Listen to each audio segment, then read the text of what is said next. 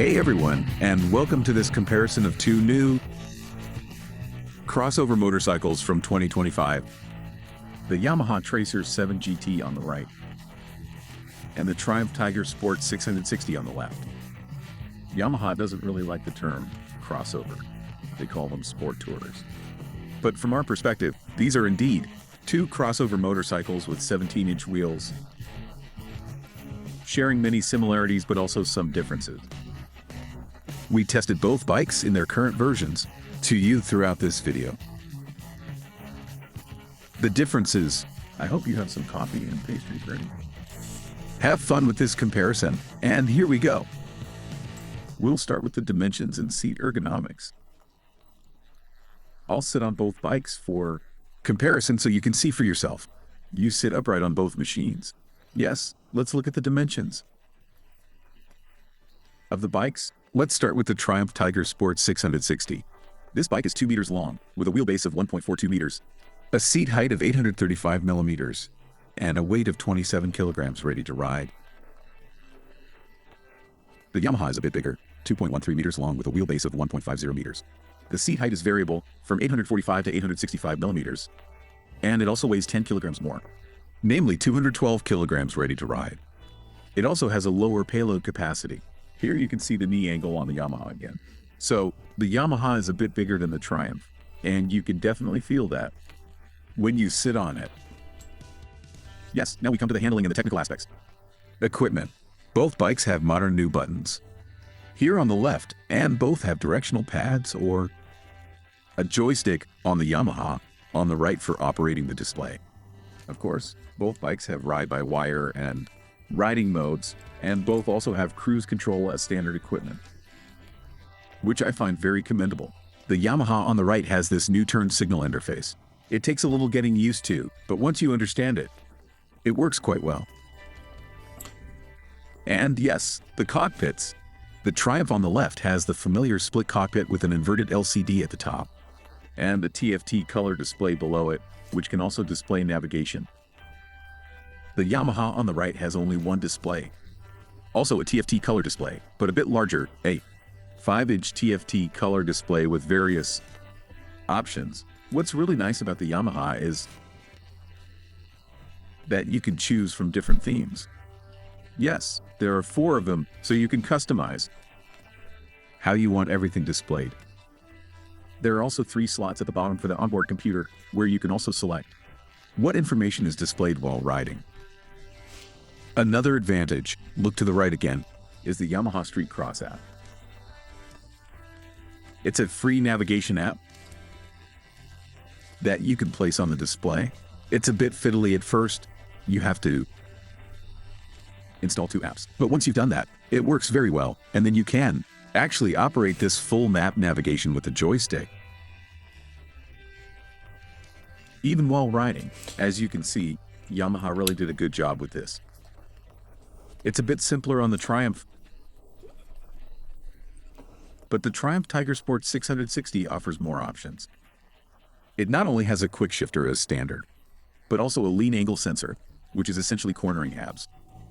Cornering traction control is standard on the Triumph Sport 660. And I have to say, I find it very easy to use. I like that feature on both bikes, whether the Garmin.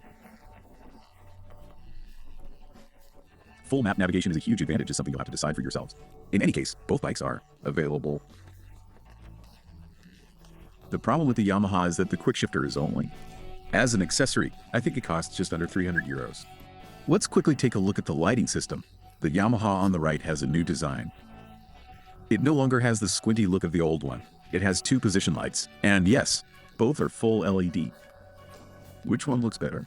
I don't know. It's a matter of taste. Both have daytime running lights and are very similar from the rear, with separate LED turn signals. I think the Triumph's looks quite dangerous. It's a bit sportier, while the Yamaha looks more like a touring bike.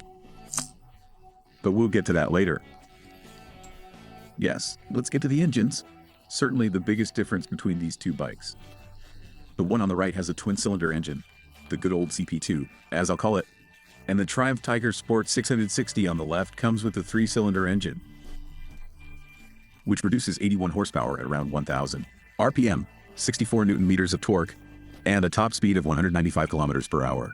The Yamaha produces 73 horsepower and 68 Newton meters at 6,500 revolutions per minute and also reaches a good 200 kilometers per hour.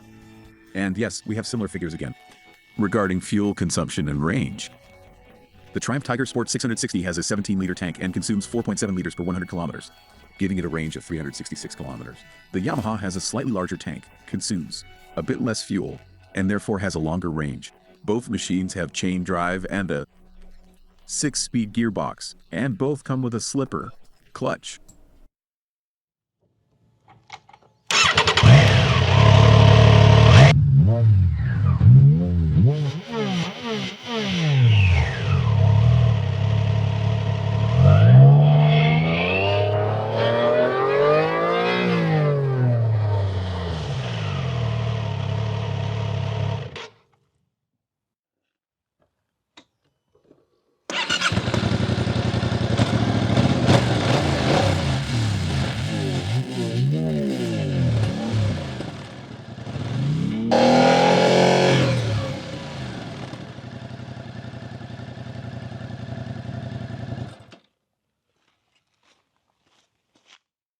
So, 0 to 100 on the Triumph Tiger Sport 660. I'm in sport mode, full of power. First gear engaged. I'm curious, huh? So, 3, 2, 1, off we go.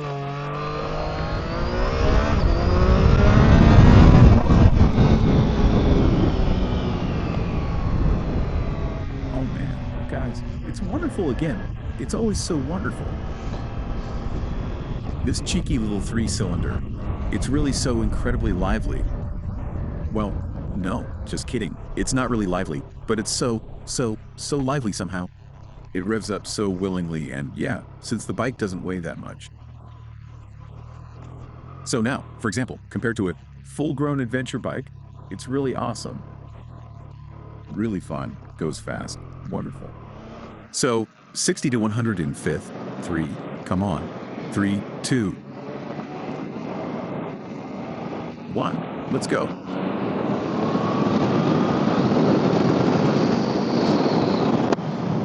Close the cover. Oh, I completely forgot. Oh well, yeah, so the acceleration, let's put it this way.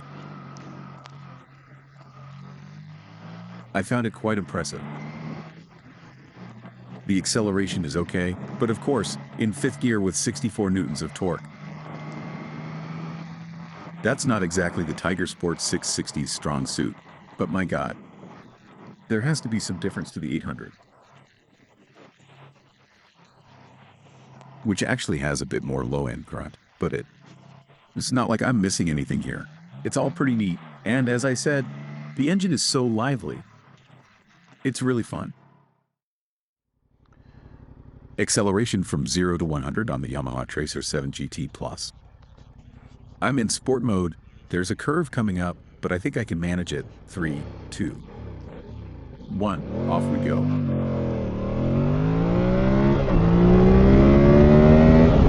Yes, indeed. Yes, well, I've already pulled my hair out quite a bit. It doesn't go up high at the front, so it's, how should I say, well, you can definitely feel a difference between the triple and the 9-cylinder. No, it's not like it's performance. That rips you off the bike, but it's really nice progress. Sporty progress, and it's finally a motorcycle again. A bit can ride. I prefer riding a slow motorcycle fast rather than a fast motorcycle slow. That saying isn't mine, but Thomas Schmieder from Motorrad magazine. So yeah, that's how it is. I prefer it that way, and of course, with the CP2 and its almost 75 horsepower, it's simply the case that you can really push it to the limit, you know, really use the machine to its full potential. A bit. By the way, just riding in circles. So incredibly well balanced, so you can ride it wonderfully. Riding in circles, as you just saw. It doesn't tip over. It's really easy to ride, so it's really good to ride. Now let's do the acceleration from 60 to 100 again. I'm doing 60 now. 3, 2, 1. Here we go. Awesome. So this sound, I hope you could hear it, especially when you push the engine from low revs. Of course, it's not exactly, how should I say, its natural habitat. It actually prefers it when you rev it a bit, but then it really burbles beautifully from down low. Wonderful, really great. As I said, it's not a rocket machine, but it doesn't try to be. And that's a good thing. There are other bikes in the Yamaha lineup for that. This is more of a machine. Well, how should I say it? The kind you might want to downsize a bit.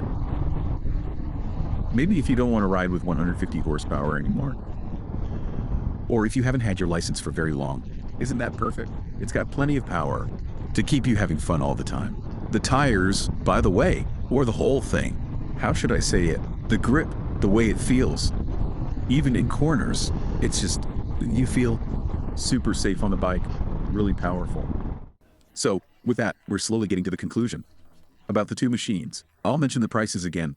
The Triumph Tiger Sport 660 is available for €9,495 and the Yamaha Tracer 7 GT for €11,924. Of course, the panniers are included in the GT price. If you buy the Tracer 7 Standard, you'll pay €10,400, so €1,000 more. Yes, the differences, I hope I've been able to highlight them. The Triumph is a bit sportier, a bit faster. The Yamaha is more refined and easier to ride, although I don't really want to say that, because the Triumph is already very, very easy to ride. But what really struck me about the Yamaha was its superb balance. I've rarely seen anything like it. Very comfortable, more suited for touring. The Triumph, of course, is also suitable for touring, but it's a bit more compact, as I said, and a bit sportier. With the Triumph, I focus more on sporty performance than with the Yamaha. Regarding the warranty, the Yamaha has a 3-year warranty with service every 10,000 kilometers, while the Triumph even has a 4-year warranty with service only every 16,000 kilometers. That's relatively rare, so there's a slight advantage for the Triumph. And yes, both are really great machines, totally suitable for beginners. And as I said, I think it's really quite easy to decide between these two. It fluctuates. The best thing to do is, of course, to take a test ride. But if you still don't know after that, then I would simply say that those who value touring more are better off with the Yamaha. Those who value sporty progress more are better off with the Triumph.